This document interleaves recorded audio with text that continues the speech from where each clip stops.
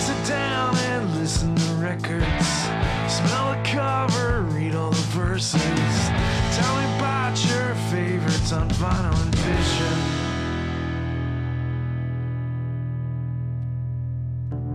Hey folks, thanks for tuning in to the latest episode of Vinyl and Vision. Here we are with episode 94. 94, holy shit. We are getting close to the 100 episode landmark. Today's very special guest is John Leon. John is the founder and guitarist, songwriter for the band the Royal Arctic Institute. I really enjoyed having John on the show. It actually was a incredibly fun conversation. I think we had a very good time and a few good laughs. Topic of discussion being Game Theory's Lolita Nation. Brand new to me. I knew nothing about this band or this album going into this conversation. Well, I mean, I had time to prepare, obviously, but prior to getting John to agree to do the show, I had no idea what it was. Pretty cool stuff. There's a lot there. There's a lot there to mine and to discuss and to research and so forth. And we did a little bit of talking about this album. Because frankly, I like to speak to my guests about what they are doing a lot as well, in addition to their inspirations and their influences. So, Game Theory and Lolita Nation, very cool album. I'm actually very happy to discuss it with him. You might think that that's a strange album. If you know what Game Theory is and that album, Lolita Nation, and you know what the Royal Arctic Institute is and does, you might say, hey, that doesn't make any sense. That's not true. And we discuss it, and you will hear all about it. John has a new album out, a new EP, I should say, From Coma to Catharsis on Already Dead tapes and records. And they actually have another EP that was released just a year prior to this one, called From Catnap to Coma. What you're listening to is the song called From Catnap to Coma, which is on the new EP. At the end of the episode, I also include a short clip of another song off of the new EP called the K-Style Circuit. So this is all instrumental music, and I find that very interesting for a number of reasons. But I mean, instrumental music, it's there's something about it, and we really get into it near the end of the episode. So I encourage you to stick around for it, where we really kind of delve into, what is instrumental music and why. So, pretty cool little insight there. These new albums that John had made with the Royal Arctic Institute were produced by James McNew of Tengo, and I encourage you to pick them up. At the end of the episode, we also discuss how these two EPs was not intentional. It was not intended to be released as a full-length album, nor was it written and recorded as with the intention of being released as a full-length record, but the two pieces obviously work together so well and are fairly connected. The plan is to have them released on vinyl near the end of the year. So I encourage you guys to follow them. I will provide links, of course, obviously, to purchase these existing EPs as they are on cassette or digital download. And follow them on social medias, and that way you will be updated as to when that vinyl may be available and when they may be coming to your town. I happen to miss all of the shows that they've just done, so I am sorry about that, John, but I'm sure there will be more. So look out for that. Thank you, folks, for tuning in. All that we ask here is that you please do all the things you do with the internet: like, share, subscribe, comment, rate, review, all of those things. And if you care to help us out in a more financial way, which we desperately need, you can visit our website, psychicstatic.net, and any purchase you make there goes towards funding the show, and we appreciate it. Thank you very much, folks. Enjoy.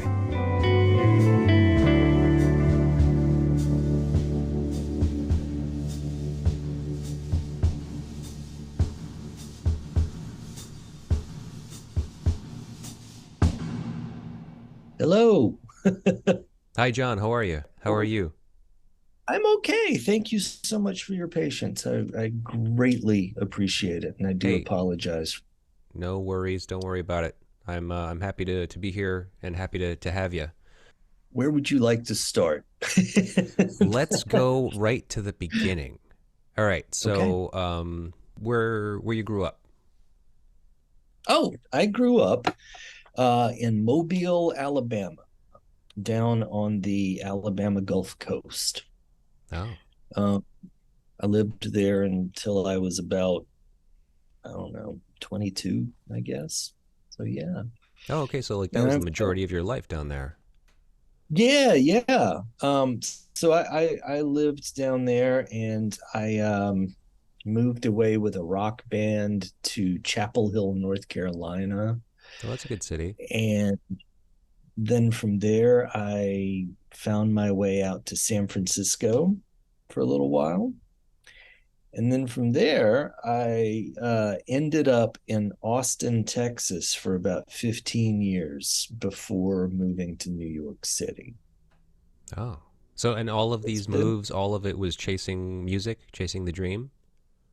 Um, yes, except for Austin, Texas, it was chasing a girl. Oh, well, it's a good city to end up in for music. And yeah, I mean, I ended up, it ended up being quite good for me. Yeah, Yeah. the relationship, once I got there, I think the relationship lasted about 4 months. And then the next 15 years was spent playing. So Hmm. yeah. Oh, okay. So growing up in Mobile, Alabama, Mhm. what was music like in the house? When I was a kid, my dad, huge Beatles fan, and so Sergeant Pepper was on repeat. Hmm. And when I was little, rumor has it that he would put on Sergeant Pepper, and I would just run in circles around the coffee table the whole time it was playing. And You're so, because you were so excited by it. oh yeah, I loved it. And then as I started growing up, my father and I would watch Austin City Limits together. Um, we got cable, and all of a sudden, MTV became sort of the most important part of my life. Hmm. And so, yeah. Okay. Yeah. So how old are you when you're like running around the table with Sergeant Peppers?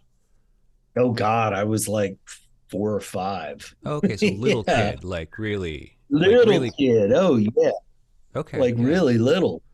Right. That was the kind of music that was getting played in the house. And I mean, not just Sergeant Pepper, but like Revolver and Rubber Soul and A lot of all the of that stuff. Beatles. He was all the Beatles, yeah. And then, I guess um I would I would hear stuff on the radio from that part of like the early 80s.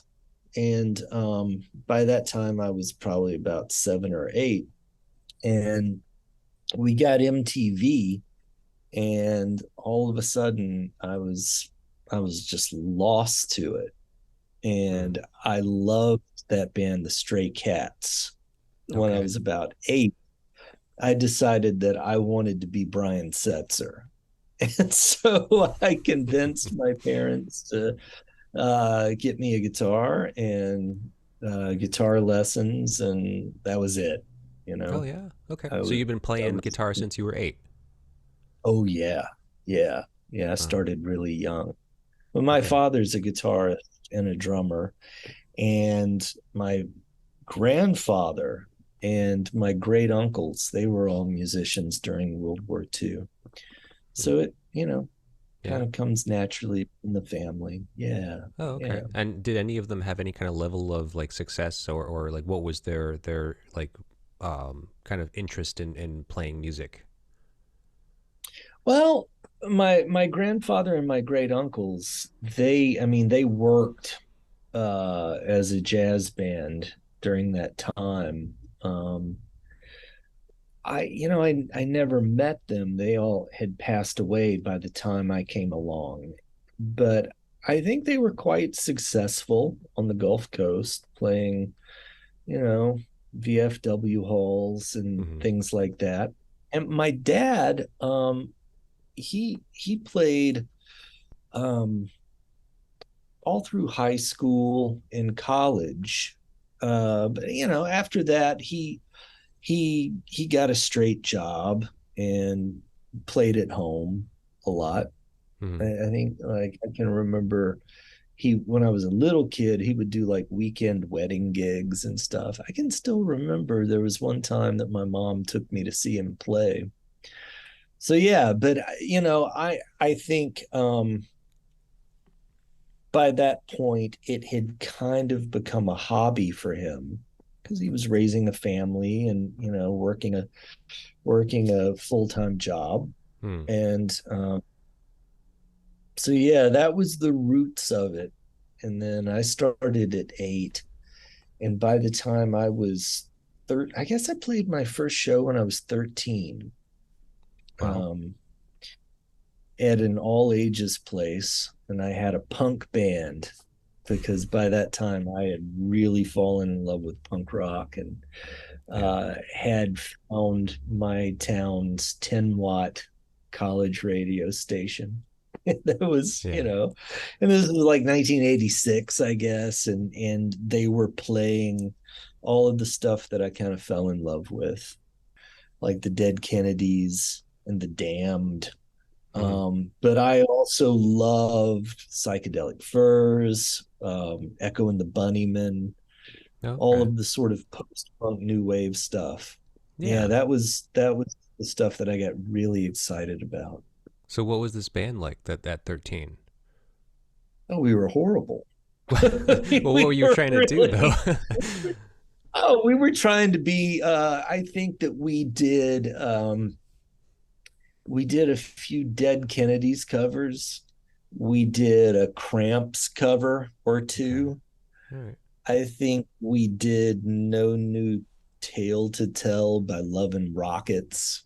We were Hmm. kind of all over the place. We were terrible. Yeah. But you're But 13. That's pretty advanced, I think, for a 13, 13-year-old. yeah. Yeah, we were bitten by the bug, and that was the beginning of it. Hmm.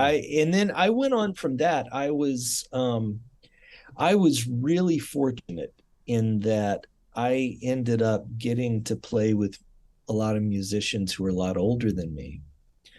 Um, I played my first show in a bar when I was 15, um, with guys who were in their early 20s. And that lasted until I left, that sort of thing. Hmm. So it was a small music community. Uh, that being said, in the 80s and early 90s, there was a really sort of vibrant music scene down there. Not so much anymore, I don't think, but at that time, it was pretty fun. We had a good time. Yeah. Okay. Cool. I mean, especially, teenage musician. I mean, I can imagine. I mean, I don't know what it was like down there. I mean, in the early 80s, especially for doing like a punk style of music, I can imagine it didn't go over so great, regardless of what your talent was. It was precarious at times, Yeah. yeah. Okay. Yeah. I mean, this was the late 80s, early 90s when I was hitting it pretty hard. Yeah. Um, I mean, at the time, pre-internet, life down there was, you kind of isolated. Um, and a lot of people had not necessarily heard that kind of stuff. Hmm. And but it was a lot of fun. Yeah. Okay. So what was your like I mean, I did you know about your family? I mean, you obviously knew about your dad, but like even your extended family being musicians and having some kind of like, experience with that, or was it just you kind of I took off did. on your own? I knew about it, Yeah. just from the stories. Like I said, they had all passed away by the time I came around. Right. But I knew all of the stories of them and saw photographs of them in their VFW halls where they were playing, and so I knew that it was in my blood. I knew it was part of my history. Yeah. But even if it had not been, I was lost to it, Yeah. once I saw MTV the first time, I think it was like, oh, okay, this is my life laid out in front of me, despite the fact that I wasn't old enough to really understand that that was my life laid out in front of me. You Right, know what I right. mean? But so you wanted to be like on MTV. You wanted to be like a Oh, God, yeah, rock and yeah, roll star. yeah. I wanted to be a rock and roll star. I didn't know Wow. what that meant. I Yeah. just knew that, you know, It's like, when how do you're I a get on kid, MTV? Like, let me figure this out. how I want do I to. get on MTV? Mom and dad, I'm 13, but just by the way, as soon as I'm done with high school, I'm moving to Los Angeles. And you could Yeah. imagine, like their horror hearing something from a kid. Right. I never moved to LA, but I knew that that was what I wanted to do, Yeah. and ended up following it from for a long time. Yeah. Yeah. Well, so I mean, you leave Mobile. You said at what, 22, I was about 22. and Yeah. then you went out to the West Coast. I went to Chapel Hill, North Oh, Chapel Carolina, Hill. Right. Sorry. playing a band, and that fizzled out, and I ended up going out to the West Coast for about a year, and I made some music there. Nothing incredibly significant. Mm-hmm. Um, and my girlfriend at the time was from Austin, and she wanted to move back and begged me to move with her. And Yeah. I was like, nah, I've got a real good life out here. I don't want to move to Texas. Yeah. And she was like, oh my God, it's just like here, but cheaper. And I thought, well, I don't know. But I did. I went, Yeah. and we broke up, and I didn't have enough money to move back to California. And I ended up staying there, and it ended up being Yeah. pretty great. Yeah. Well, so when was like the transition into like session musician? Is that correct to say? Like you because you've Yeah. had a lot of like work being a musician. So is that kind of where that Oh, yeah. happened, or? Yeah. Pretty soon after I got there. Oh, Yeah. okay. I had, I mean, I've played guitar since I was a little kid, but just prior to moving there, I had started playing pedal steel guitar. Okay. I had purchased one, and uh, had taken some lessons and really practiced hard. And that's one of those kind of instruments where, a place like Austin, Texas, you can't throw a rock without hitting a really good guitarist, right? Sure. But if you can play pedal steel, you can get a lot of work. Okay. And that's what kind of ended up happening. Yeah. Yeah. So what was your Yeah. first like And major gig like at that point? it's a really great question. I mean, it kind of ebbed and flowed. I ended up playing with a lot of singer-songwriters. Hmm. Um, a lot of singer-songwriters who, once you get outside of Texas, no one's ever heard of them. Sure. But in Texas, they're, you know what I mean by that? Yeah, like a Um, regional artist, you know. yeah, oh yeah. They can And then pack I a started bar my and precisely. Yeah, there was a lot of that kind of stuff. And then I started my own band with another guitarist in, I guess, 2003. We started a group called the Summer Wardrobe, and we hit it really hard for mhm. about 8 years. That was that was sort of the main thing I was doing, and I was doing session work on the side, and working odd jobs at the same time to kind of supplement income. Hmm. But that band, we hit it really, really hard. We signed with a small New York label called Rainbow Quartz Okay. and put out a record and toured behind that, and then we ended up being Rocky Erickson's backing band for roughly about a year. Yeah. How did that happen? Well, let's see. So do you know Rocky's story? Not really. I know the his first band, the 13th Floor Elevators, obviously like kind of pioneering psychedelic garage rock in the States, I Yeah. imagine, right? I don't know Yes. how he went solo. I don't know like what happened there exactly. Oh wow. Okay. His I mean, there was like story. mental illness, right? There was like this whole issue, like he had kind of gone crazy, right? Well, what ended up happening in 1968, they got busted for marijuana in Texas. Oh, okay. And that's a big And deal then at that time. the big deal back then. And he had been diagnosed with bipolar disorder. So instead of sending him to jail, they sent him to the state hospital for Hmm. several years. At that time in history, uh, electroshock therapy had not been perfected. Now electroshock therapy is utilized a great deal, and they've got it down to a science where it really helps with treatment resistant depression, Hmm. right?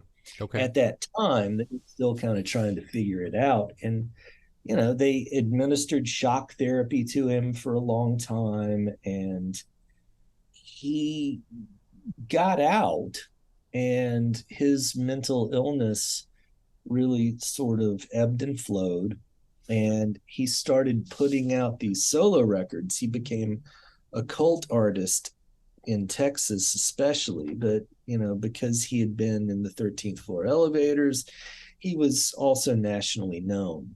Hmm. um, he put out some really great solo records in the 80s.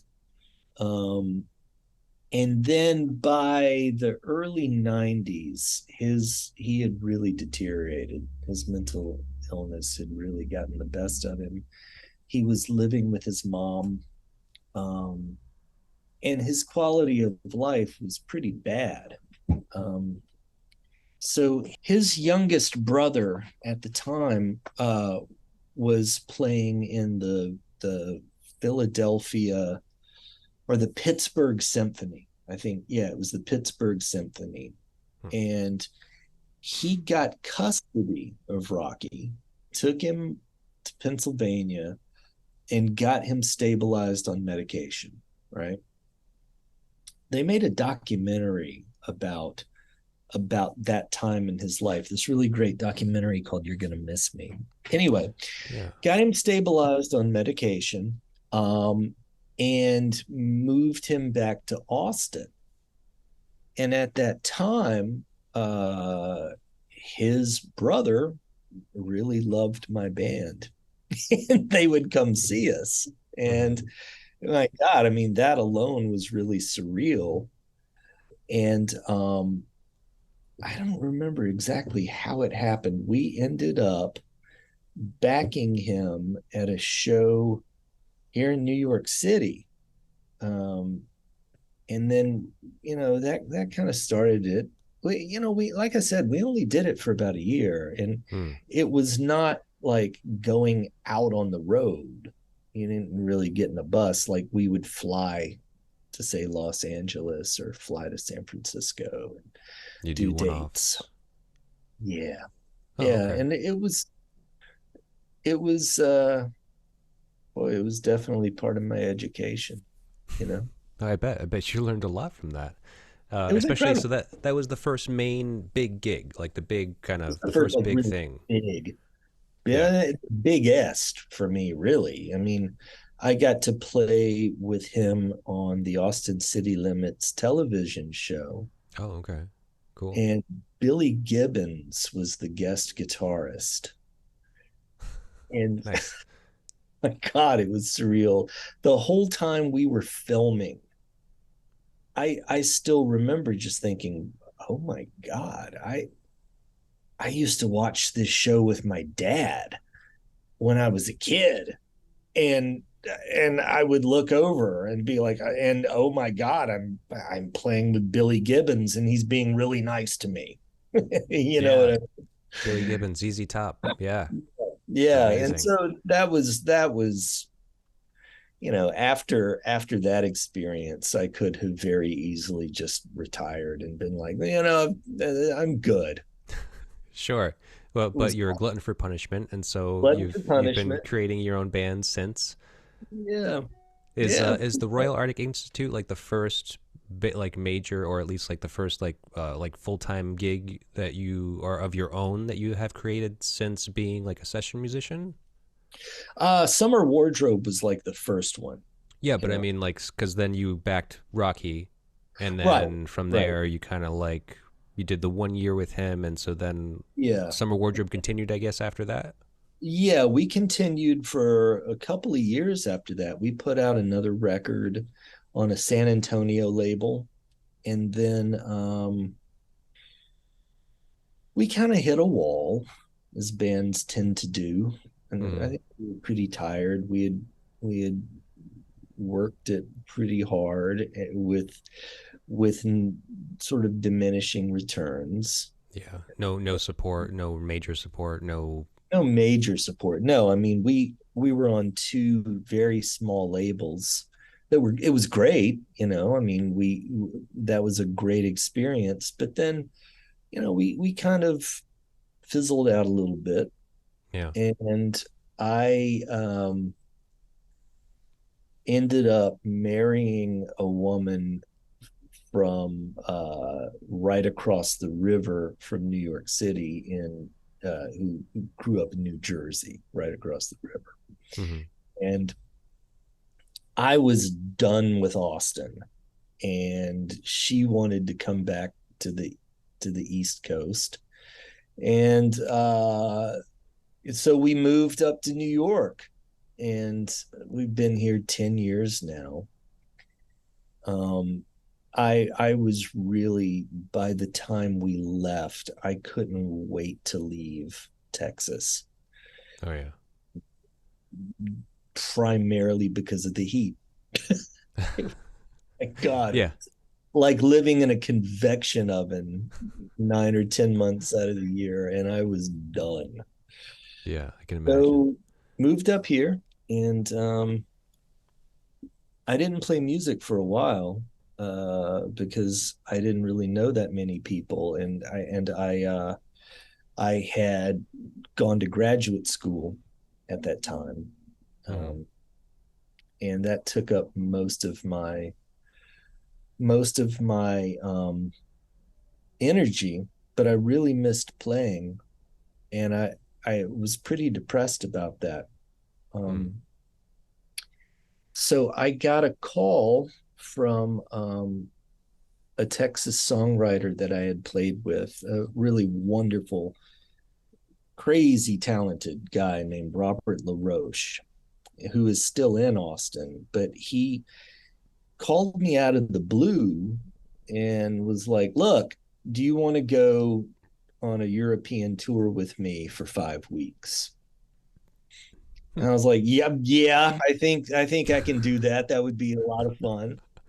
And so Yeah. I went, and went over there with him for about 5 weeks, and it was wonderful. And at the very end, um, right before I was flying back to New York, we had one night off, and I remember I went to this coffee shop in Germany and sat down by myself and thought, when you get back to the States, when you get back to New York, you have got to put yourself out there and get active again playing Mm. music. It's too important. This feels too good. You miss it too much, you Mm. know.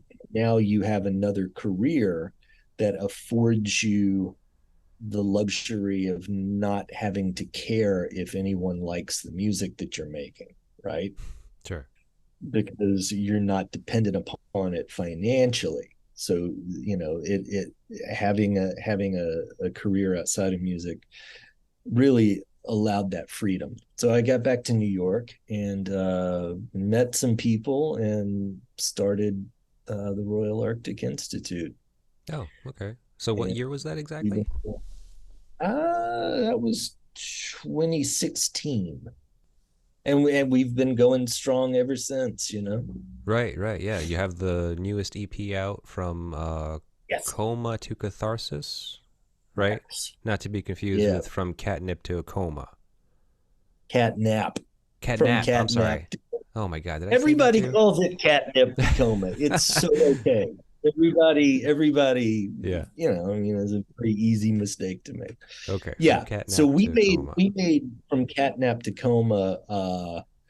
That came out this time last year. Yeah, I saw that. Uh, yeah, that came out this time last year, Was that and planned? Did you then kind of mean for that to happen? no, no, Just we did not. coincidental. It Okay. was it was coincidental. Um, the way it happened is we made that record with James McNew from Yola Tango Mm-hmm. and put it out, and we did a short East Coast tour and just worked that record. And then we had an opportunity. So hang on. So we didn't know that necessarily that we were going to be making a sequel to it until we got the opportunity to work with James again last summer. Yeah. And so we went in and recorded with him again, and that's how this new record came about. Okay. And how did you meet James? Our drummer Lyle Hyson, um, he and our bassist David Matamid, they were uh, in the legendary pre-grunge rock band Das Damen from New Okay. York City back Yeah. in the mid to late 80s. And so they've known the Yola Tango people since then. I think they even shared a rehearsal space with them at one point. So they've Hmm. all known one another for years and years. Oh, okay. And so it was kind of, it was a very fortuitous pairing. Right. And it working with him was great. He's great to work with. He's so laid back and uh so positive and joyful, and it's really easy working with him. So Yeah. when we got the opportunity to do it a second time, we really kind of jumped at it. Yeah, I've been listening to a good portion of the Royal Arctic Institute's catalog as of today. I think I've listened to just about everything. Um, Oh, cool. yeah, it's great music. It's all instrumental. Mm-hmm. Is it fair to say, or like, because I'm not too familiar with everything that you've done in the past. I haven't listened to the Summer Wardrobe at all. But is this like the first thing of its kind that you're doing? Right after Summer Wardrobe broke up, I put together a trio in Austin that did instrumental music, and that lasted about a year, right up until I moved with Hmm. some very good friends of mine, and we put out a record right before I left. So that was kind of the beginning of doing the instrumental music. Okay. um Summer Wardrobe was a like a band with a singer Like a rock band. and maybe like a very strange psychedelic rock band. Yeah, we were kind of like Pink Floyd if Roger Waters had grown up in southern Louisiana. Okay. Yeah, you know what I mean? Yeah. It Sure. was Sure. so yeah, so Royal Arctic Institute is the first like major group that I've done instrumental music with. Yeah. And it was never really an option of of being a vocal band, just because I can't sing. And even if I could, I can't sing and play at the same time. Oh, So okay. like, But no one else yeah, that would aspired have been to do vocals either? nah. No, we just focused on the music, and Sure. it just turned out that way. We all love instrumental music. We all love film scores, Hmm. um and a lot of the stuff that I listen to now, like the music of Bill Frisell, it's all, well, primarily all instrumental stuff. And Yeah. so I was very attracted to that. And that's kind of how it happened. Oh, okay. Cool. Because so having you here today to talk with me on this show, what we do is we talk about influential music and specifically an influential record of your choice. And so I find it to be Mhm. a very interesting pairing to say, okay, you've chosen Game Theory's Lolita Nation. Yeah. I So, know. Isn't that odd? well, I mean, it's not odd because I understand that musicians have a wide swath of shit that they've been subject to and kind of experimented with, and who knows what lands with you where at what time. So, what was your experience finding this record? Like, when's the first time you heard it? Can you remember? Oh yeah. Yeah. I well, let me say, I've said this in so many different interviews, so I'm going to sound like a broken record, but I mean this. Okay. I believe that whatever stuff you are listening to when you go through puberty becomes just imprinted on you, right? Sure. And Okay. so at that time, I was listening to that little 10-watt college radio station in my hometown. And I used to sit up with my cassette player and record the radio shows so I could listen to that music over and over and over again. And Right. they played a Game Theory song one night from the record right before Lolita Nation. Okay. And it was a record called The Big Shot Chronicles, Right. Okay. and came out in 1986. And so I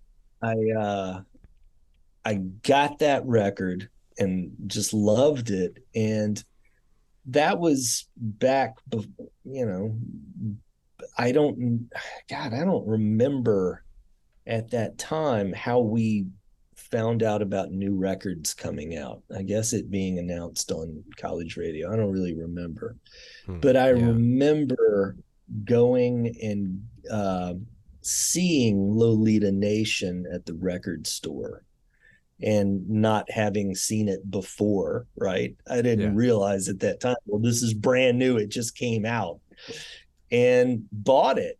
And man, that record has been the soundtrack for so many aspects and so many different times in my life. Yeah. It's And brilliant. double album. So like going Yeah, into the store at that time, 86, no, 87, I guess, yeah, right? 87. Yeah, And you only yeah. knew a few songs off of Big Shot Chronicles, like prior Well, to I that knew from the I knew radio? that whole record. Oh, Yeah, okay. well, I went out and bought that record, and that, I mean, Big Shot Chronicles is a great record, but Lolita Nation, not only is it a double album, but I mean, it really is meant to be listened to as one big giant piece of art from Right. start to finish. Yep. It was produced by Mitch Easter, who had produced like the early REM records. Mm-hmm. He had his own band called Let's Active. It was also a really great band. Um, so so yeah, there was the production on Lolita Nation just in and of itself. I mean, let's take Scott Miller's songwriting and put it over here for a minute, right? Just Mm-hmm. the production alone that Mitch Easter did on that record. for the time that it was done was brilliant. Right. Yeah. Absolutely brilliant. Yeah, it's kind of timeless. Like it doesn't Yeah. sound like an 80s record, and Uh-uh. kind of to be, kind of not to compare it to REM, but obviously, Mitch Easter famously having produced them, and they had kind of been blowing up so much at this time, and their Yeah. records are kind of the same. I mean, they have a very similar feel and sound to them, those early REM records, and these records, the records that Mitch Easter did with Game Theory. Um, so it's, yeah, so timeless in the sense that I listen to it and I don't necessarily think it's an 80s record. Right. Right. Kind of like I feel the same way about Marquee Moon. Oh yeah. Hmm. You know, that's another record where when I listen to that, I mean, it could have been made yesterday. Yeah. It's really timeless. That's a great word for it. Hmm. Yeah, I Yeah. know what you mean. Lolita Nation is it's a powerful work of art. It was Yeah. just released like 2 years ago. It was re-released. It Oh was yeah, they did a reissue of it. they did a reissue with all of this bonus material because Scott Miller took his Passed own away. life back in Yeah. 2018. Right. And so since then, all of those Game Theory and Loud Family records have been re-released. Hmm. Yeah. I did hear about his passing away. I didn't hear how. Not really familiar with his story, especially after this point. Kind of every research, all the research I did was kind of like focused on this time period. Well, apparently, within the world of computer programming, Hmm. he was apparently a really big deal. Oh, really? Apparently so. Yeah, I mean he was a heavy hitter within the computer programming world, Hmm. Okay. um, which I know nothing about. Me neither do I. But he had one of those minds where uh okay, so not only was he a brilliant songwriter, not only was he a computer programming genius, he was also a James Joyce scholar, more Oh. specifically, a Finnegan's Wake scholar. Oh, okay. I'm not sure what that means. I mean, I saw something, some connection to him and Joyce. I didn't realize that he was actually like kind of like educated to Oh that yeah, degree. yeah, Okay. yeah. I mean, I'm an avid reader, and I tried to read Finnegan's Wake. And after about a chapter, I was like, this is about 2 hours of my life I'm never going to get back. I'm done. Yeah. It's It, hard stuff, huh? yeah. And so he was just one of those people that could really tear that stuff apart. He had just such an analytical mind. Hmm. I think I think that shows in his songwriting as well. Sure, sure. I mean, I've definitely read a lot of things saying, kind of comparing his lyricism to that of Joyce. I'm not Mm-hmm. familiar with the comparison. I'm not sure like how so. I mean, his lyrics are kind of, they're definitely hard to analyze. They're kind of subjective. Like you can kind of pull a lot out of it if you really wanted to. Yeah. Um, but I found it hard. I found it very hard to kind of comprehend myself and kind of like figure it out. You know, it's very enigmatic, I guess. Yeah. Um, so now this album, Games Theory's Lolita Nation. I'm curious, where in your mind did you go to make this choice? Like, why this album? Because it has been the soundtrack to so many different times in my life. Mm-hmm. I always go back to it. Um, I you said a moment ago about how it has that sort of timeless aspect to it. Mm-hmm. And you know, there are okay, this is the best way that I can describe it. I've listened to this record so much. It's kind of the same thing that I have with Led Zeppelin. Okay. I've listened to it so much that I can go for a long time not listening to it.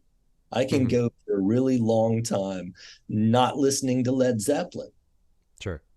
But when I do, I end up hitting it really hard, and like it will become the soundtrack for say 6 weeks. Right. Okay. That makes sense. Yeah, absolutely. Yeah. I mean, So because it evokes so much joy for so many yes, reasons, and especially if it's you've been carrying it with you for your entire life since those early days of your prepubescence, let's just say that yeah. yeah, it hits all the good feelings and some of the bad that you can kind of like draw from, I'm sure, but okay, because it's so different from what you are doing currently with the Royal Oh Arctic God, it Institute. could not be any more different. Yeah, yeah. It's so.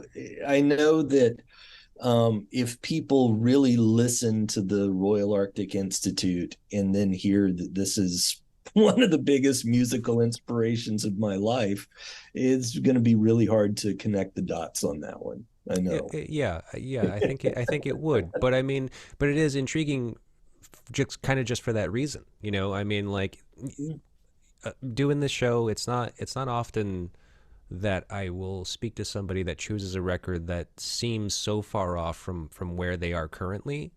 But Mm-hmm. it's not. But I understand it. I get it. I get it as a Sure. musician. I get it as a music fan. That's totally fine. I was just kind of curious where your mind went to kind of make the choice, and so that definitely kind of says a lot. I was going to you'll get a kick out of this. I was going to choose the Repo Man soundtrack. Oh, weird. Okay. Yeah. I don't think I've ever listened to it in its entirety, but it's a pretty like new wavy punk Oh record, right? yeah. 1984, you Okay. know, Yeah. Iggy Pop, Suicidal Tendencies, Circle Jerks, The Plugs, Fear. Wow. Uh, it was, if you haven't listened to it in its entirety, I highly suggest going home and putting on your headphones and hitting Mm-hmm. play and Okay. just listening to it from start to finish. It's wonderful. Yeah. But as much as I love that soundtrack, it doesn't carry the same weight that this Game Theory record carries. Okay. Um, so considering like I'm hearing about all of this like kind of like punky influence you have on yourself, do you see yourself at any point kind of getting into that? Even as like a side gig, as like just kind of like a one off or something, like doing something punky. Man, I would love to. Yeah. Oh yeah, that would be a lot of fun. I mean, I don't I would love to be in a situation where I could return once again to turning up really loud Sure. and Yeah. play.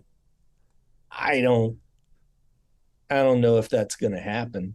I Okay. would love for it to. Yeah. Yeah. Just curious. Now that, As a matter of fact, the only time I've ever seen you, I've seen you play live, oh, and it was fairly recently. You played at Dusk in Providence with Mini Watt. Mini Beast. I'm oh, sorry, yeah, Mini Beast is what I meant maybe. to say. Yeah, yeah, Yeah. yeah. Okay. You Yeah. were I'm a at big that. Mini Beast fan. So, I saw that, happening, and I was just like, okay, I'm definitely going because I love that band. Oh, wow. We're playing with Mini Beast this Friday in Kingston, New York. Yes, I saw. Yeah, I don't think that's gonna. I'm not gonna have this up in time for that show, but it's yeah, I okay. did see that happening. That's cool. Oh, they're great. Peter Prescott's just a great guy. Yeah, yeah, he is. I love him. Oh, I do too. Just really wonderful, wonderful guy. And um boy, they can I describe my experience of Mini Beast? It's, I mean this in a positive way, okay? Mm-hmm. It's like being assaulted. Okay. All You right. know what I mean? Like it's like getting hit in the sternum by like a heavyweight boxer. Yeah. I mean, they're incredible, but they are Yeah. very intense. Well, you know what I say is that they're kind of like an aphrodisiac. Like I'll say this, and I can see all of those guys like going home and just like having the best sex of their lives with their partners. You Like need to tell Peter that. it's primal. It's like So that's the adjective. They're so primal, yeah, yeah, right? right, That's what I meant when I said it feels like being assaulted yeah, yeah. In a good way, sure. in a I get it. good way. You've got to tell Peter that. I think maybe I talked to Nils at their Uh, last show here in Providence, and I think I okay. said that to him because they like I don't know. I was talking about a couple things, and I was Would because it be okay with you if I said it to him on Friday? sure, hey, go of course, tell him. That's just how I envision it. That's what's like the end of the night at the Mini B show. I'm just like, that's what's happening. I know it. Wow. Okay. All right, but back to the Royal Arctic Institute and Game Theory's Lolita Nation. Yeah. We might as well get into this. Get into this record. Try to feel it out a little bit because it's a tough one and it's extremely long. So Yes.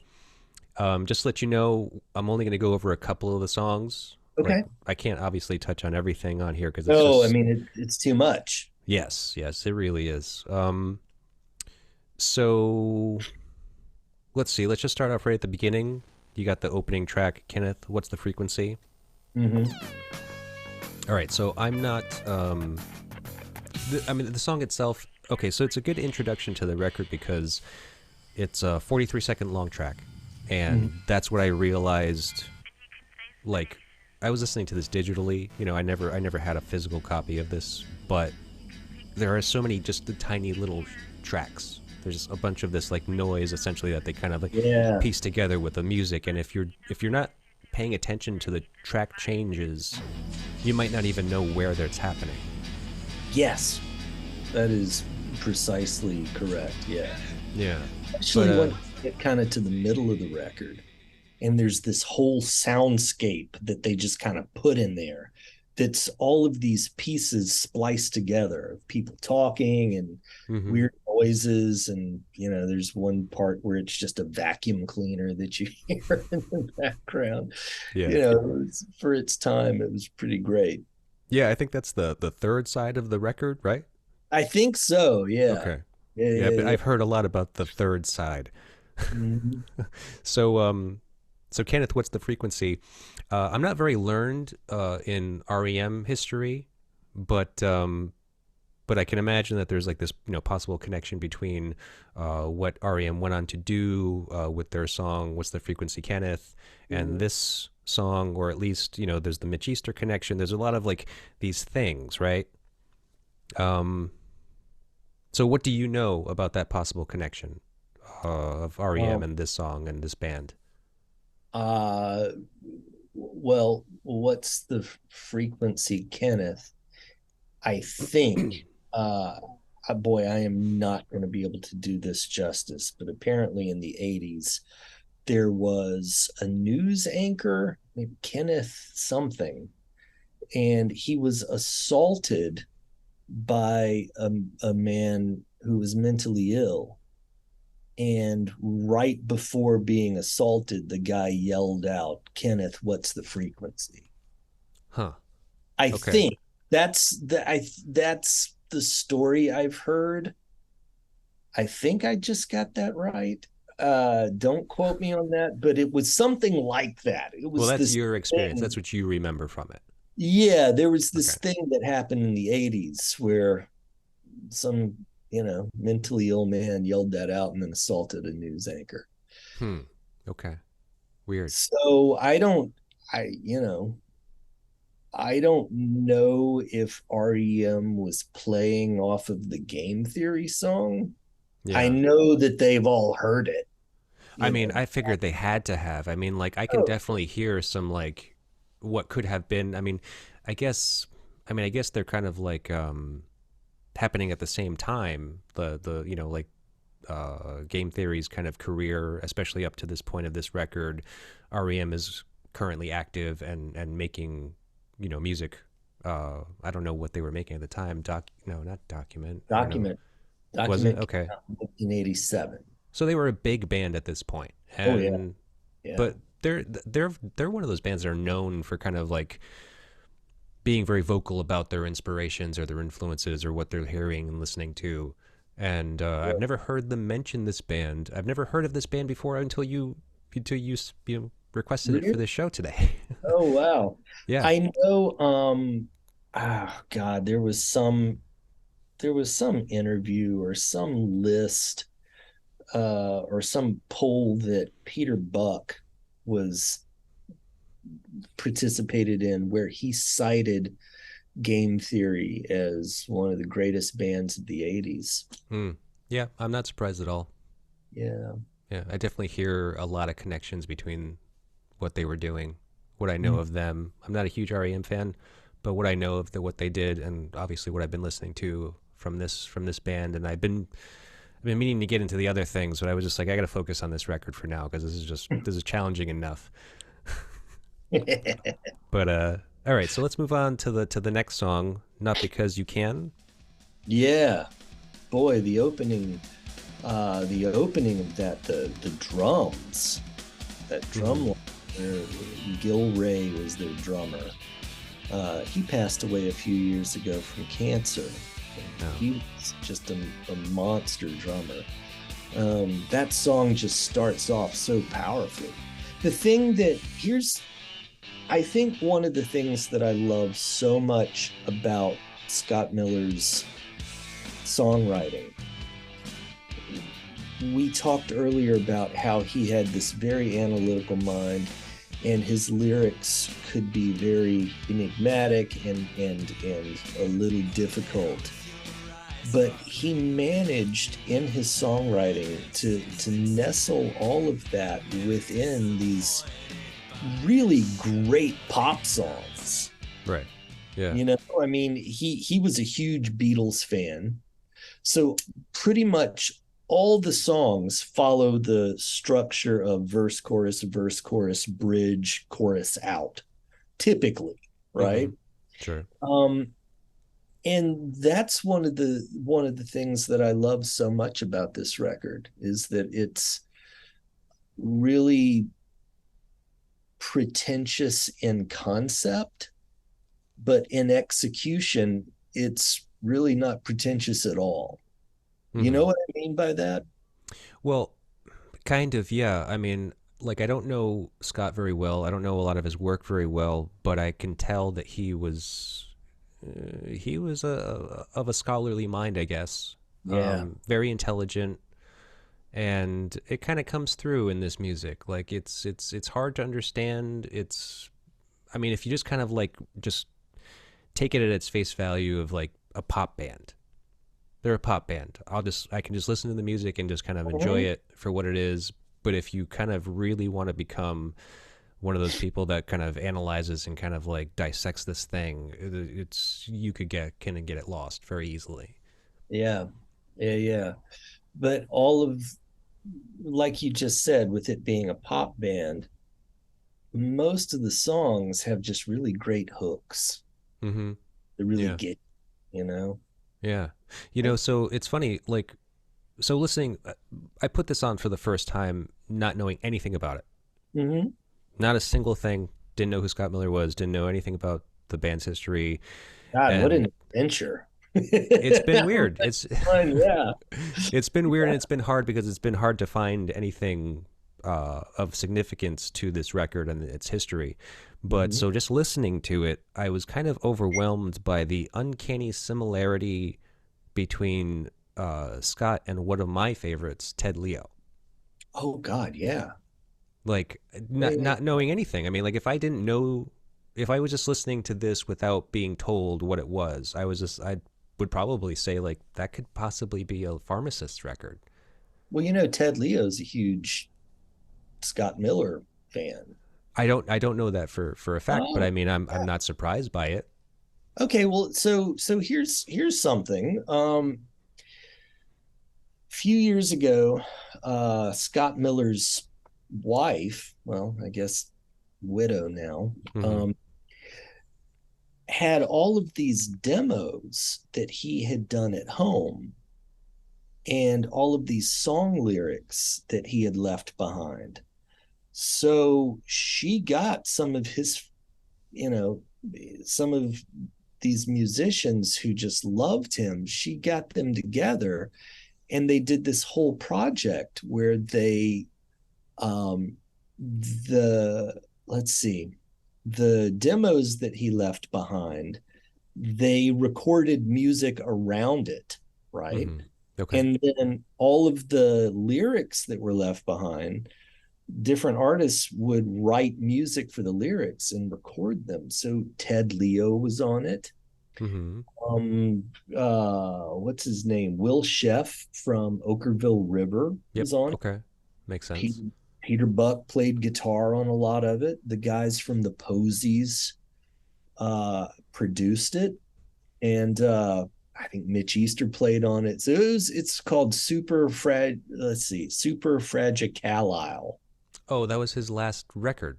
That That was like the one, okay. right? That was the one that came out just a few years ago. You know, a posthumous record, Right. Right. and so yeah, Ted Leo was on that. Oh, okay, cool. Well, Yeah. because so one of the weird things that I learned, one of the few things I was able to learn about this record and Scott Miller was that oddly enough, I found out that Scott Miller actually, later in his life, close to his end, was actually working with Amy Mann. Yes. One of those songs is on that record. Okay, well, because supposedly she lost the tapes that they had been working on together. So no one knows anything about that project for the most part. And I just thought it was funny because being a fan of Ted Leo, I knew that he was in a project with Amy Mann, Mm-hmm. the both, and I was Some just like this. yearly, they do like a yearly New Year's Eve show or Yeah, they do that, but I mean, like they were in a band together called the Both, and they put a record out together. oh wow, I didn't know that. Yeah. So I mean, I can only imagine that that's kind of like what maybe she and Scott had, prior to his passing.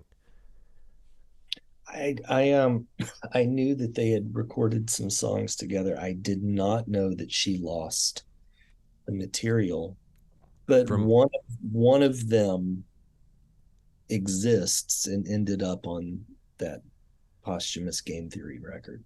And oh, it's cool. beautiful. It's Yeah. absolutely beautiful. Yeah. Well, I'm gonna have to listen to it because I mean, I mean, I love her work for the most part. I mean, I'm not a huge fan, but I definitely like what she does, and what I'm learning about Scott Miller now. I mean, I can definitely get into it. So, and I definitely want to hear that now. Nothing that you mentioned it, and kind of like see that it's kind of like this who's who of record collaboration for in Scott's honor. Sounds Oh yeah. great. The song that Will Sheff from Okerville River wrote the music for and performs is just brilliant. Yeah, Absolutely brilliant. What he did with those lyrics, uh, my hat's off to him. It's just wonderful. cool. Okay, yeah, I'll definitely listen to it at some point soon.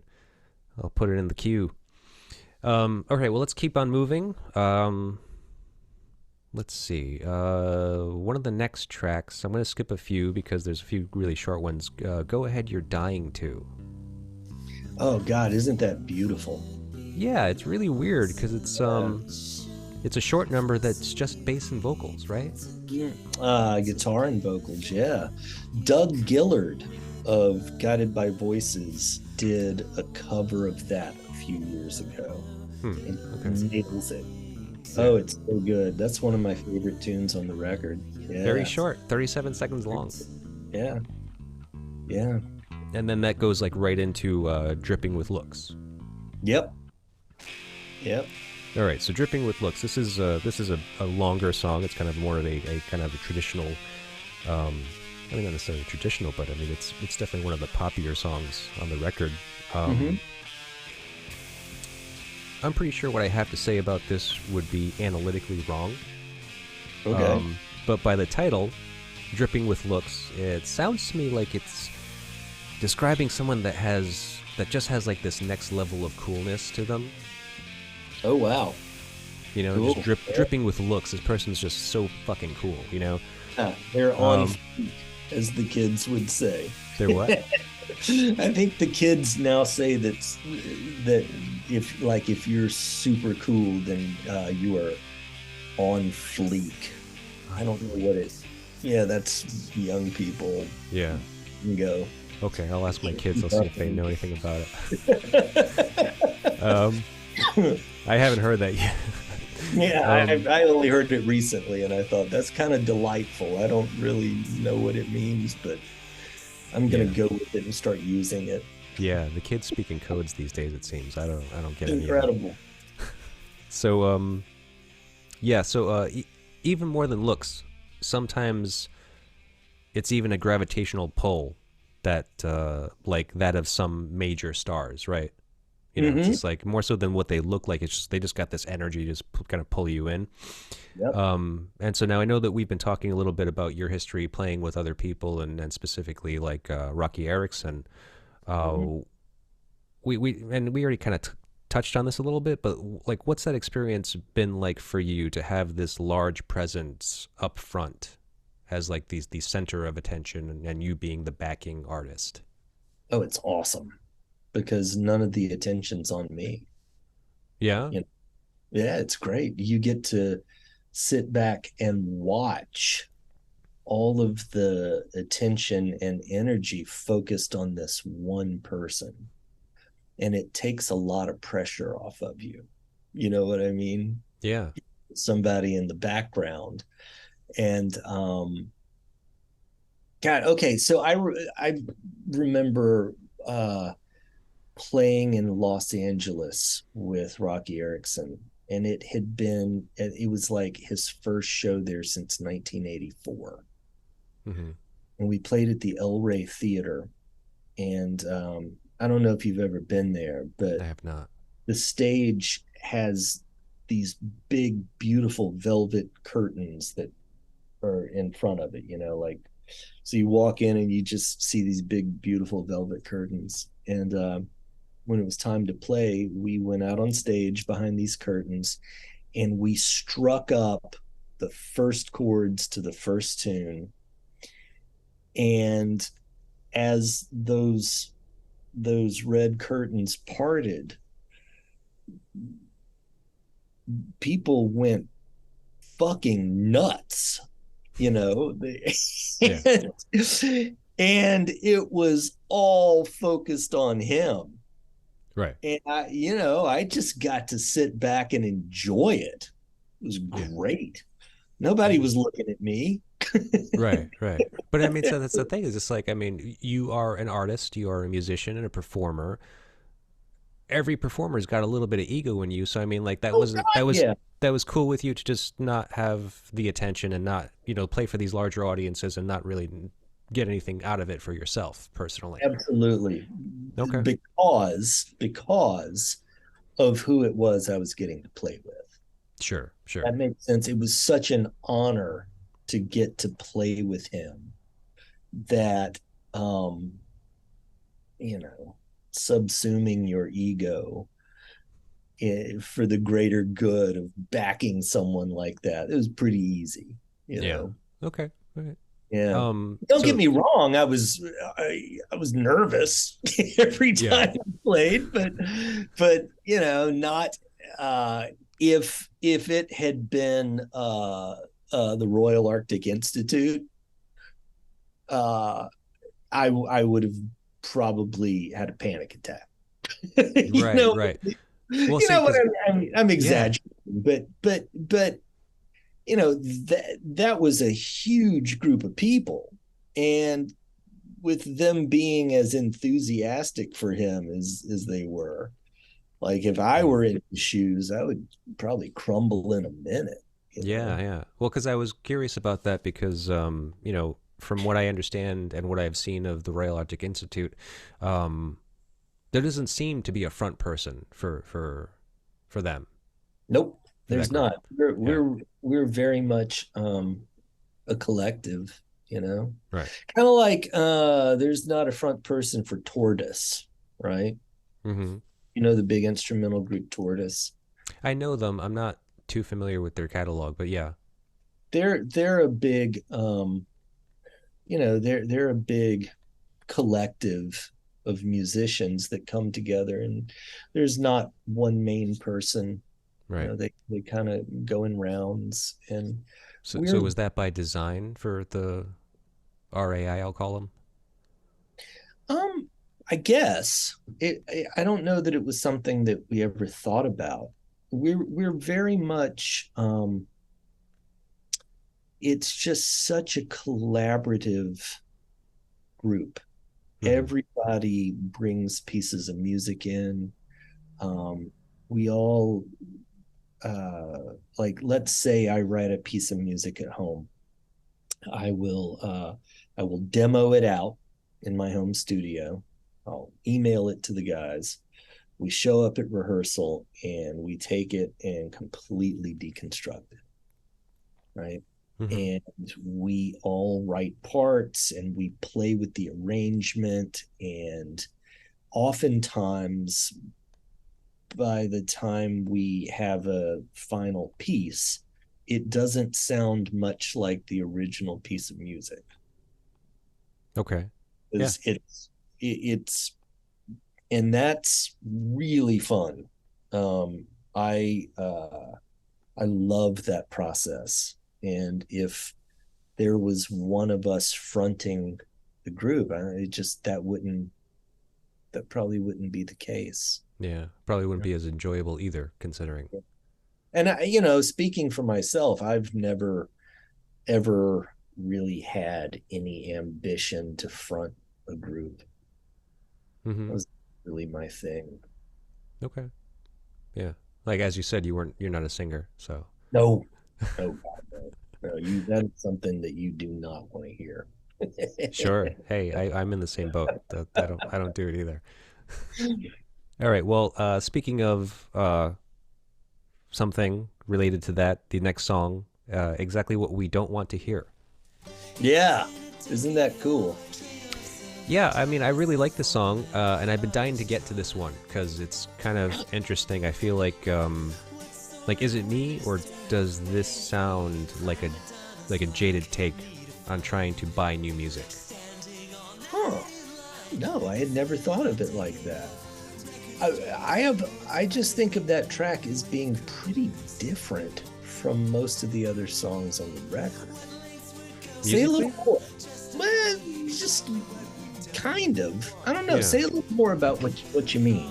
Well, because so I was thinking about it. Like I was listening to it, and like I don't know, like there's a little bit like to me it just sounds like a jaded musician. And if you think about Scott Miller's history up to this point, he's not been a successful musician. Like Right. little bits of success. He's been on a label and he has been able to put these records out, and he's been able to work with like great people and like Mitch Easter as a producer and so forth. But he's not breaking, right? Right. Um, so there's mention of like I can't remember the lyrics precisely, but there's a mention of being a prima donna, and I'm curious if that's like kind of like his lyrical kind of poetic license to be pre-Madonna, as in Madonna, like the '80s pop star at the time, Oh wow. waiting Wow. in I didn't. line to get music, like waiting in line for something for so long, right? Something like that, like um, and there's something, of course, like there's something lyrically at the end of the song, something about listening with good ears, right? I can't remember it now. I can't remember the exact line, but yes. Yeah. And I think wow, that's a really interesting interpretation. I That's kind of great. Oh, I've thank never you. thought of it like that before. Wow. Yeah, I mean, well, because I know what it's like to be a jaded musician, and like one of the last bands I was in, the songwriter of that band wrote something to this effect, you know, like See, lyrically it's very very like pointed at like fuck this guy, fuck this famous band, like here we are, slugging away in the van type thing, starving to death. Yeah, and it's just Yeah. I mean, I don't know, kind of just waiting for your break, I guess, like hoping for a break or something. What was that band? Barn Burning never really did anything, I mean, kind of like Okay. just put out one record with them, and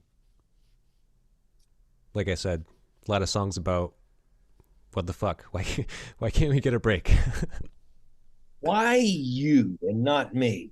Right? I guess so, kind of, yeah. I mean, that's the songwriter's Yeah, no, I interpretation, get yeah. it. Yeah. I get it. But Yeah. there's a lot of that, I feel. I mean, like, like I think that there's plenty of bands out there that don't, kind of like see the light of day for the most part, especially on like on a major outlet of any sort. And Oh, and true. you can get disheartened by it, you can kind of just get run down by it. Absolutely. Yeah. Yeah, I mean, and the fact that Scott Miller never had any real commercial success is it's, God, it's kind of criminal, you know? I mean, what a talented You can say that about uh so many people though, really. I mean, about because so many people. there's so Yeah. many people putting music out, It's just how do And we deal there's with it? and how do we find it? You know, especially now with there just being so much music. Right. How do you I think people really are falling into wanting to have it curated for them. Spotify I know playlists. I Spotify playlists, Spotify has Discover Weekly on it. Mm-hmm. I'll Right. sit and through that and have found some groups that I really like Yeah. through that I would have never heard of, Right. you know. Well, so my question Soccer for you, mom. because of this song, was what is your experience with buying new music nowadays? It's that. I all of my friends in the music community will probably cancel me for saying this, but uh, I use Spotify, Yeah. right? And so the way I typically hear new music is kind of like what I just said. They have a discover section where they curate things based on your listening history, right? Sure. Right. The algorithm. Um, the algorithm, and so I sometimes I'll just sit down with that and kind of listen through a playlist. Hmm. And if something jumps out that I really like, you go to that artist page and listen to their records. And Right. that's kind of how I do it now. And my Sure. music consumption at this stage in my life happens in the car and on Sundays while I'm cooking for the week. Okay. Yeah. I That's good. spend typically, unless I'm doing something else, every Sunday I cook for the week and I turn it into this all day thing Hmm. where I put on noise canceling headphones and really just delve into stuff while I'm cooking. Hmm. So Interesting. those are the two primary times that I really listen to music now. Okay. And it's Cool. great. So, what is considering the song title exactly what we don't want to hear? I've obviously it's like kind of a sarcastic take on like trying to listen to something, but it's just like you can't stand it. What is something you can't Mm-hmm. stand Musically? musically? Yeah. Oh, well, um, I really, uh, I really can't stand you two.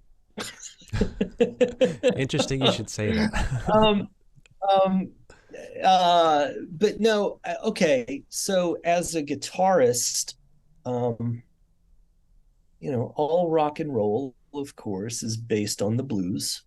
Mm-hmm. Um, and you need to know that stuff. You need to learn how to play Chuck Berry tunes, and you need to learn that stuff in order to be competent, right? Mm-hmm. Um, but I really can't stand what I can't stand blues now, Okay. really. Modern day I mean, blues. Yeah. yeah, I mean it's been done, right? And you're not going to reinvent the wheel with that one. And you have so many musicians who really try to they just play the same blues songs and the same blues riffs. Right. And I want you to do something interesting. You Right. don't have to be great, but just do something creative. You're not Howlin' Wolf. You're not going to be the next, you're not going to be the next Stevie Ray Vaughan or any of those things. Hmm. And it's that stuff's so popular. I just and also take me with a grain of salt. I lived in Texas for so long Hmm. that I You must just have got saw a lot of it. so Yeah. sick of that stuff. Right. So when that stuff comes on, my eyes kind of glaze over now. Sure. Sure. And to be completely honest with you, I mean, like, I don't buy the white boy blues. Nah, It's just yeah, like, come it's on, man, gross. really? It's I gross. mean, Yeah. it's just like the blues No, is I'm with for you. people with hardships. How hard are you having it, really? Right, right, right. Now that being said, I have to acknowledge and applaud anyone who aspires to do an art of any kind. Who am Sure. I to sit here and say, you shouldn't be a blues musician?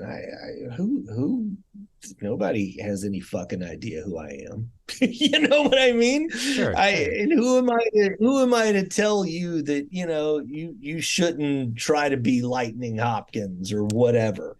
I agree with But you. I boy, mean, I, I was just asking you what you don't like. I mean, you yeah.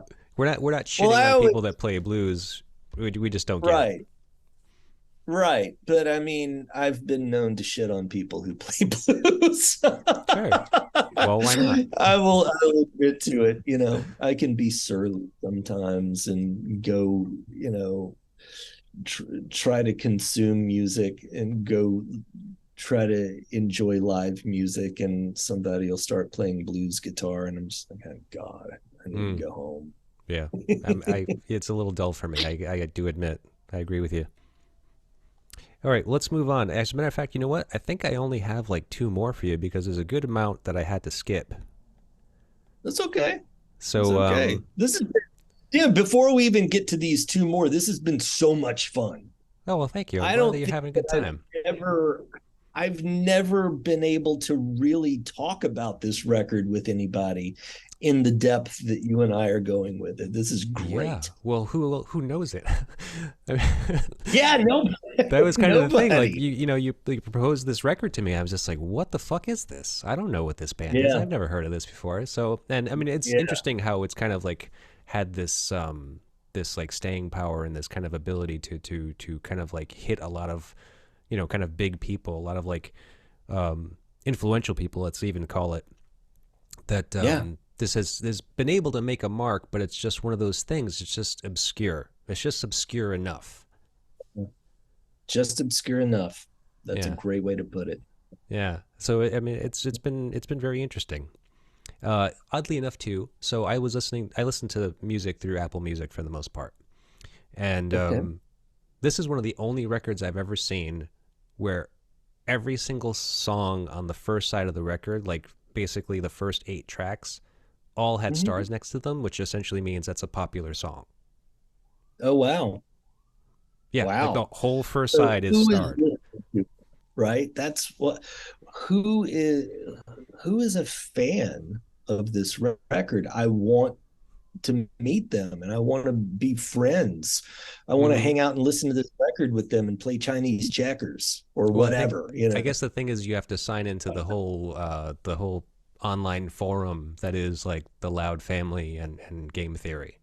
Because it Yeah. seems like a lot of people from the research that I did, that's where people that like this band, that's where they would always go to. They would always go to like the website, and oddly Mm-hmm. enough, there's a website and there's a link to people to connect and all that shit, and you can find them. Yeah. Yeah. That's a good point. Yeah, there's a Interesting. great Facebook group for Scott Miller, There you go. you know. Yeah, So there's your yeah, people, man. those are my people. Yeah. All right. So the next song, "The Waist and the Knees." Oh man, that's a powerful one. Yeah, it's a great one, isn't it? It's definitely one of my Yeah. favorites. Yeah, me too. I never got to see Game Theory, but I got to see the Loud family several times, Oh, cool. and they would play that one live. The Loud family live, they would play a lot of Game Theory material, Mhm. and that one live was just, my God, it was like blowing the roof off the place. Yeah, interesting. Yeah, it's a really great song. I really do love it.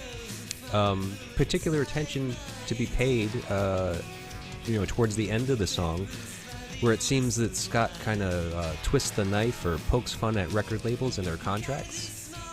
Yes. Yeah, yeah, yeah. When he's doing that sort of what's the line? Agreements this day will be made to the undersigned. No one twisting his arm. Yeah, Is yeah. that what you're getting at? Yeah. Well, all of Oh, it. That whole part after it like kind of changes tempo a little bit, and it's mhm. just like the kind of A Bing vocals. You can kind of hear them going back and forth. It's essentially like this mock reading of a contract. Yeah. Oh yeah. Yeah. And that record originally came out on Enigma Records. Hmm. Do you remember Enigma? The name sounded familiar to me, but you know what? I honestly can't think of anything else that came out on Enigma. They so they that was an 80s record label based in California. And like in 1984 they put out a double album called the Enigma Variations. It was like the compilation of everything that was on the label at the time. Oh, okay.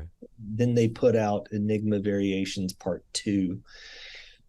um there were people like, let's see, Red Cross put out a couple of records on Enigma. Hmm. uh, Yeah, there's been some punk, it seems. yeah, Mojo Nixon was on there. Okay. uh yeah, I mean, they were a little more obscure. They were a pretty small label at the time, but all of that game theory stuff came out on Enigma. Hmm. Yeah, weird. I'm just looking it over right now, but there's also like a lot of weird 80s hair metal. Oh yeah, yeah, yeah. Oh, Striper and so that's the Poison thing. That's the thing. Enigma morphed into a hair metal uh label. label. Oh, Yeah, okay. there was a shakeup amongst the staff or the owners. I don't really know how it went, but yeah, towards the end of the 80s, they delved into that whole thing. Oh, okay. Weird. Yeah. Yeah, because they have a bunch of good punk stuff. Mm-hmm. Agent Orange, TSOL, Yes. ARI, Wipers. But then, yeah, went into like Cinderella and fucking Poison or some shit, it looks like. Yeah. Just as a Weird. complete aside, if you want a great read, um, our friend Tom Bejour, who is a producer and musician here in New York, he's also an author. And about 2 years ago, he did this great book called Nothing But a Good Time. And it is the oral history of hair metal. Oh, okay. Wow. It's brilliant. It's so good. All right. I was Nothing but a never good time. into hair metal.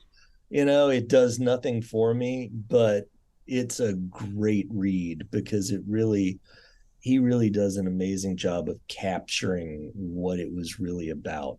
at that time in history, Yeah. whole hair What metal. was it really about? That is the Oh that my is a good God, that's question. a great question.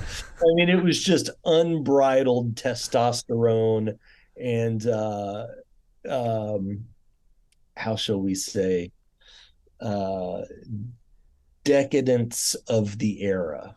Sure, sure. I mean, it seemed like the epitome of everything that is wrong with mainstream rock music. Oh, it was horrible. Yeah. Yeah. Yeah. But I bet now here, I agree with you totally. I bet that if you had been one of those hair metal musicians at that time with any amount of success, Hmm. I bet you would have had the time of your life. Oh my God. Can you There's imagine? no, there's no No. end to like the excess and indulgence you could Oh probably yeah. experience. Yeah, I would have died. It would Yeah, have. probably. I probably would have too. Yeah. All right. So we'll back to the waist and the knees. So poking fun at the record contract. What's label experience been like for you? Um, well, I've only worked with really small labels. I've never had any dealings with, a really big label. So I Hmm. don't know what that's like. But the experience that we've, like, let's take the Royal Arctic Institute for example. We put out some records on Rhyme and Reason Records, Hmm.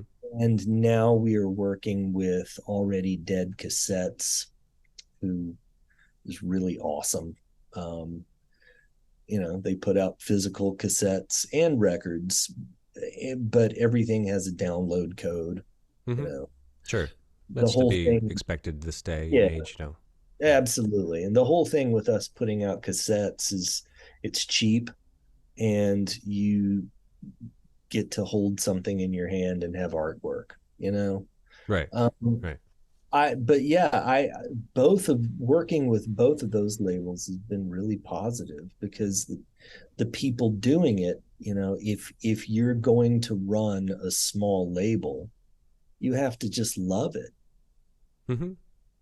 And so everyone that we've worked with has been great. They've been really nice and accommodating. And the way that it works now, I feel sure this. You pay for your recording, you pay to make your record, and then the record label um distributes it for you and does press, hopefully, and so that you don't really kind of have to focus on that part of it. Right. There's Yeah. not a lot of money anymore. No, not that I know of. Oh, no, unless you're huge. There seems to be such a divide between the haves and have-nots Mm. in the music world. Bigger, Yeah. just a, a divide the size of the Grand Canyon. Yeah. Very, very strange business. Very, Yeah. Oh my God. very hard to figure out. Yeah, it really is. Kind of going back to that 1980s hair metal stuff. Can you imagine, like, you know, being on a major label at that time, and you and your A&R guy doing lines of coke in a bathroom, and Yep. all of that stuff's Sounds over. great. It's over. All of that stuff's over. Yeah. Well, hey, I mean, it's fine. I mean, I kind of like where I kind of like where I think maybe I can say that we fit in this little like niche independent arena. It's just Yeah. like it's cool to have like to be able to do little shows and not have to worry about like the whole major thing, like having to Right. Not have to worry about. and not answer to somebody like like I if with a see. major I'm imagining they breathe down your neck a lot heavier than like with independent labels as it is. And Oh yeah. Yeah. I mean, you in in a well, I mean, with anything in the arts, but especially in the music industry, your success depends so much on factors that are completely out of your control. Right. You know, Yeah. The luck plays such a huge part in it, being seen by the right person at the right time, hoping and praying that they don't get fired right before your record comes out. You know what I mean? Yeah. Like Right. how it's almost a cliche that, so many artists that I hear these stories of, they will get a small deal, and like the week before their record is released, their A&R person gets fired. Or, and like it'll just Yeah. slip through the cracks. And so there's just so much to navigate. And working with a smaller label, kind of like you said, it takes a lot of pressure off of you, so that you're really free to far better enjoy what you're doing. Yeah. Right. It's great. It's really That's what great. it's about. I mean, because like between the artist, you as an artist, and then the label Mhm. working and supporting you, the artist, it's all about your love for it. They love the music that you make and everyone else that they represent. Um, and you love making the music and just are thankful and happy that somebody loves it enough to say we'll put it out for you. Mhm. Yeah. Right. And talk about having your ego stroked. You know, Yeah, have even better than being on a major, I guess. Oh yeah, because these are music lovers who are in it for what I would consider to be all the right reasons. Right. And yeah, it's great. Yeah, Mm. that's been my experience. It's been very positive. Okay. Great. So then this is going to be a little bit of a challenging one, but one of the songs on this record is called Choose Between Two Suns, and that's where we're going to end this. Okay. So in closing, referring solely to the title of this song, Yeah. no context as to like about the music. I know as a father it's impossible, but if you had to choose between these past two EPs you've released with the Royal Arctic Institute, Oh man, do not do this to me. um okay. So as you've probably experienced, making a record, by the time it's finished, you don't want to hear it again. Sure. Right? You really, the horse is dead for you at that point, because you just heard it so much and you focused all this energy on it. You get all the ear fatigue from mixing and the mastering process, and so often by the time it's done, you're done. Right. So, and then you put some time between that, and you go back and revisit, and you can really hear it clearly, right? Right. So I can't answer that question precisely yet, because I am on the tail end of never wanting to hear this new record again. You know what I mean? Right. I'm very proud of it. I'm very proud of both of them. But I'm just now coming back around to being able to sit down and listen to it a little more objectively. And Right. so there has been more space between this time and the first record, right? Right. So I guess if I had to choose, I would. So you favor the first one for now. For now. Yeah. Right. For now.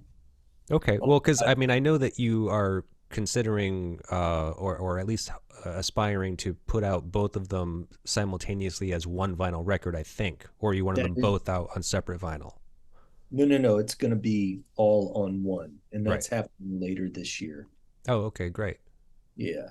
Yeah, because I mean, they certainly work together. They certainly are a piece. Like just by the titles alone, you can kind of tell that they are connected. They were recorded exactly the same way.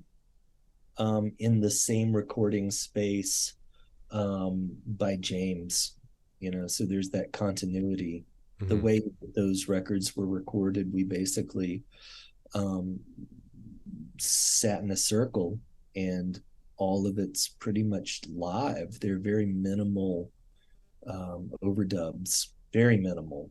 Um, so we're not jazz musicians by any stretch, but it was recorded kind of like an old jazz record. There are a lot of room mics, Hmm. um, and it was, so both were done the same way, and I hope that that comes through. I Yeah, do yeah. really hope that. Well, Yeah. from what I remember of your bio, it seems that the band had a very, correct me if I'm wrong, of course, but you had a kind of a specific mindset of like where the framing of the music, as far as this like an experience. Is that Mm, correct? yeah, yeah. I mean, it's not a concept record, but I I like the idea of the way they flow together and the way the tracks flow between one another.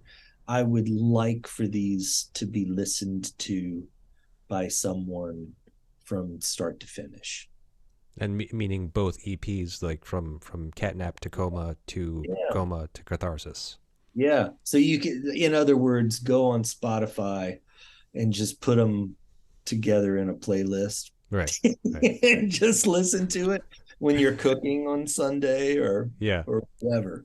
Well, Yeah, I okay, so that's interesting because one of the things I was kind of getting at the very beginning of this conversation was that when I was listening to your music and all of it, the back catalog, the previous full length records, and then the previous EP, um, like instrumentals, it seems like good music to do some kind of like focused task, like you're talking about, like cooking, because like your brain can start to fill in like these vocal blanks and kind of start generating your own yes, ideas of like where this music kind of takes you. absolutely. Yes. Okay. I mean, I like, kind of like I said, I love soundtrack music. Um like God, Henry Mancini's soundtrack to Touch of Evil. It's Mm-hmm. great. The soundtrack to the second Blade Runner film, the score to that is gorgeous. Hmm. And Okay. um you can get lost to it, and you can forget that you're hearing it, right? Mm-hmm. Funny, you know the guitarist Mark Rebo, who No. you heard him a million times. Like, Okay. he played on all of those iconic Tom Waits records. He played with Elvis Costello. Okay. He's a hardcore session musician, like New York. Anyway, he does a lot of film scoring, and I listened to an interview with him once where he said a film score, that it is brilliant when you forget hearing it, Hmm. right? Okay. Because it becomes so much a part of the cinematic experience. It's almost like you forget. It was subconscious. It was kind of like I it was think. what like helped inspire or influence the effect that you were visually Yes. consuming, right? Like Yes. the fear or the anticipation or the whatever, fill in the blank. Mm-hmm. When Okay. those violins come in, you know exactly what it signifies, right? Right. And but it's such a part of the experience that it's almost like an afterthought. Mm-hmm. And he posits that that is the sign of a brilliant soundtrack. Hmm. Yeah, I guess I could probably agree with that. Yeah, sounds right. Um, so let me I ask you don't, this in well, I don't mind. closing: do you think that there's a purpose to instrumental music aside from soundtracks? Oh wow. Um, yeah, I am not sure what it is, but I do. I mean, I don't know if it if any piece of art moves you in any way, right? Mm-hmm. We can say that it served a purpose, Sure. right? I mean, whether it's a dance piece, whether it's a literary passage or whatever, if it moves you in some way, then yes, it served a purpose. Um, So that's the purpose of creating yeah, instrumental music. yeah. Or I mean, or any type of music or art. Right. I my hope is that any art we make, it enriches our lives and adds some beauty and some complexity, and at times it can move you because it's horrifying. You know what I mean by that. Any um extreme emotion. any extreme emotion. And you know I don't know if I answered your question correctly, or in a way that made any sense, but that's my answer and I'm sticking to Okay. it. No, I think I get it. I'm like, see, because for me, like, I'll just share this, and maybe you can expound on it or not. But so as a songwriter, which I don't really do anymore, but I have written music. Like the instrumental music that I have written was essentially like reaching a dead end. Like Mm. the instrumental music that I had created was instrumental only because I couldn't figure out what to do lyrically and vocally for it. Oh wow. Okay. And I was just like, well, I like the music, I like what it's doing, so let me just leave that as that, and it'll just be an instrumental song. Then in that case, could we say that it served a purpose? I think Like, so. well, like you said, like for any art, it's Mhm. the you know whether an artist has any idea of what they're making, like if they have like a kind of preconceived notion of what they're trying to achieve prior to starting to create something. I mean, who knows? But does it have an effect when you're done with it? I guess that's kind of Mm. what we're hoping for, right? Right, right. Yeah. Well, okay, so I I will say about this instrumental music that we've made, um, if a songwriter, if a good songwriter liked this music and said, I want to write lyrics to this and go in the studio and record them over this stuff. Hmm. Oh yeah, I'd be down to hear what that's like.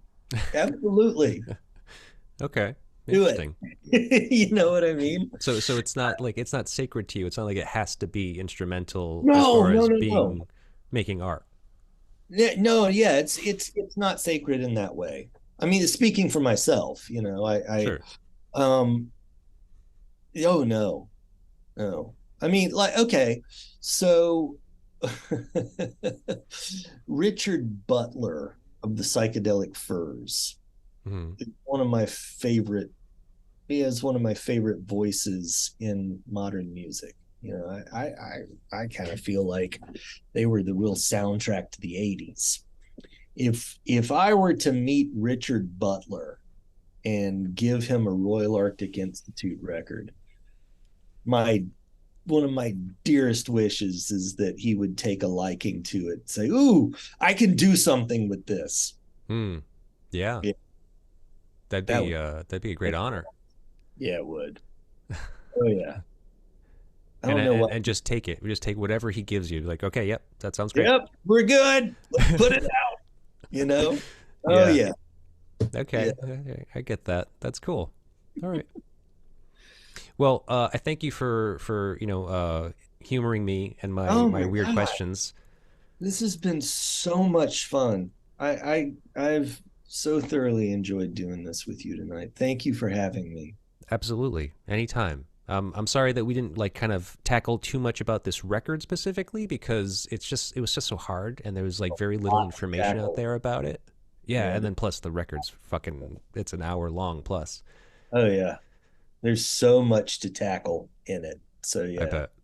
Yeah. So we're just gonna kind of do that little bit of it and hope that maybe whoever listens to this takes some liking to it, takes some shine to it, and maybe goes explore it. But more importantly, they will explore the Royal Arctic Institute and what you're doing currently.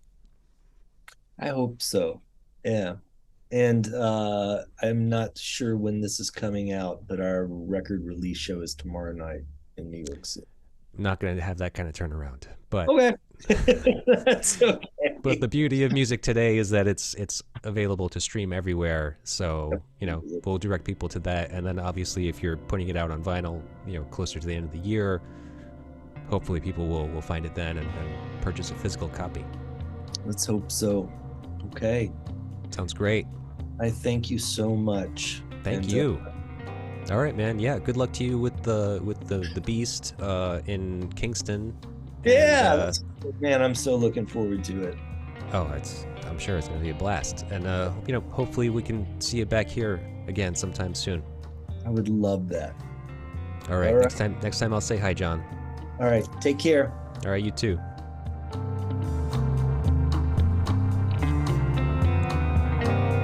Vinyl and Vision is a Psychic Static production.